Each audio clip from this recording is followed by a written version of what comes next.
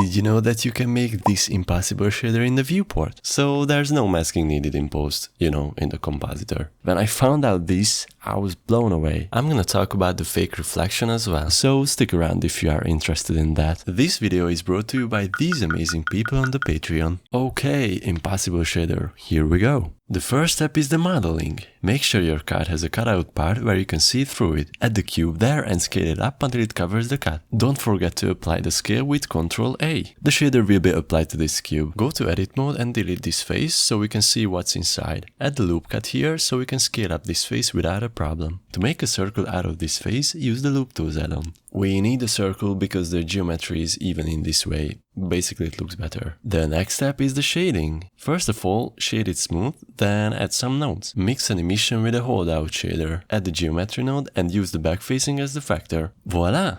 Nothing happened, and this is completely fine because I need to change the blending mode to alpha blend. It's still not working because the show backface option needs to be unchecked. And there you go, it's working. If yours is messed up, check your normals if they are facing in the right direction. Go to overlays and turn on face orientation. If your object is red from the outside, hit Shift N to fix the problem. Okay, let's go back to shading. I'm gonna show you a simple texture setup. Add the Voronoi texture and switch it to Minkowski. Connect it into a color ramp and flip it. Adjust the scale of the texture and add some cool colors to it. To make the stars glow, set the value to 2 and enable bloom. To make the space look larger, scale up the object. And enjoy the magic! This is the impossible shader. I use this shader on this little box as well, but the texture is different. I use the camera option from the texture coordinate node, that's why the stars are sparkling. Maybe you're wondering, what if you go behind the card?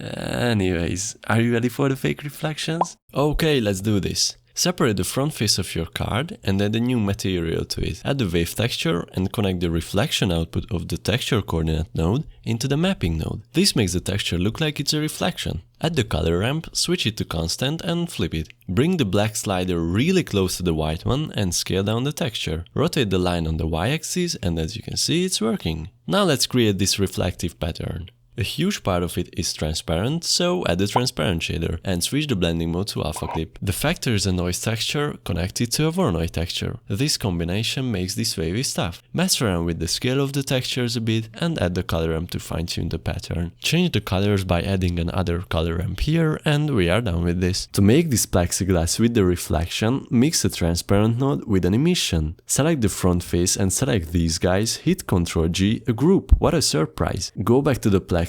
Please give me a Pepsi. No, it's not sponsored. That would be sexy. Add your group here, it doesn't look messy. Color to the color, we're done here, Jesse. If you want to change the texture, don't worry. The node group can do that pretty easily. A few tips for exporting the animation. Check transparent in the render tab, file format is PNG, color is RGBA, so you can change the background at any time, and render your animation. Let's hop into the video editor. Add your image sequence. I rendered out only the half of the animation to save time, because I can duplicate this clip and reverse it, so it's looping forever. Add the color under the image sequence. You can see it doesn't appear. This is because your blending is not right. Changing the blending of the footage to alpha over fixes the problem. Experiment with different colors, backgrounds or even image sequences, and if you are done, let's go to the final export. File format is FFmpeg video, container is MPEG-4 and the quality is perceptually lossless. If you have audio, AAC works fine. After you've selected the file path, hit Ctrl F12 to render the animation.